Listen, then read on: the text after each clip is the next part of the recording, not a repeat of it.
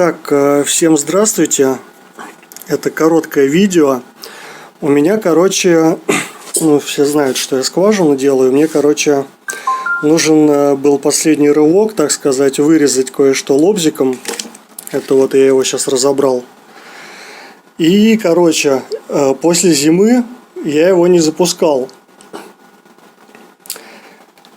Вчера я, попробовал его запустить. Так. И он вообще ноль эмоций. То есть я в шоке. Привез его домой. Разобрал, первым делом проверил вот тут кнопки. Вот два контакта. Это, уверен, видео кому-нибудь поможет. Оно короткое и как раз... То есть сначала я проверил, идет ли от вилки контакты. То есть вот они, кнопки подходят оба. Я мультиметром просто прозвонил, идут ли от розетки. То есть может где по кабелю обрыв. То есть это первая проверка, самое главное. То есть кабель в порядке. Дальше я прозвонил кондер. Думал, может, что с ним. Кондер тоже в порядке. Можете посмотреть там видео, как прозванивать конденсаторы. Я расстроился, думаю, с кнопкой. Я потому что с этими кнопками не разбираюсь особо-то, если честно. Вот. Дальше, после кнопки идут два провода.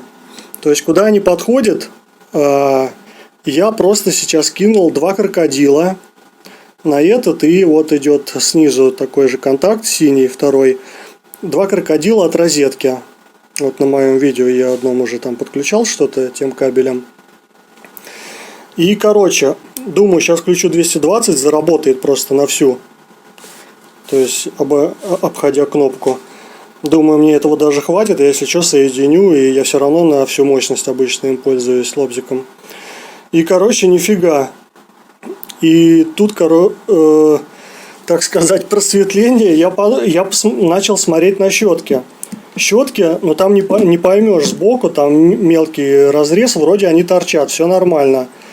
Но на всякий случай я просто вспомнил, что когда-то был у меня тоже случай, по-моему, с дрелью, когда она просто зажата была. Ну, то есть, вот за зиму вот лежала полгода, то есть, и она просто зажалась, видимо.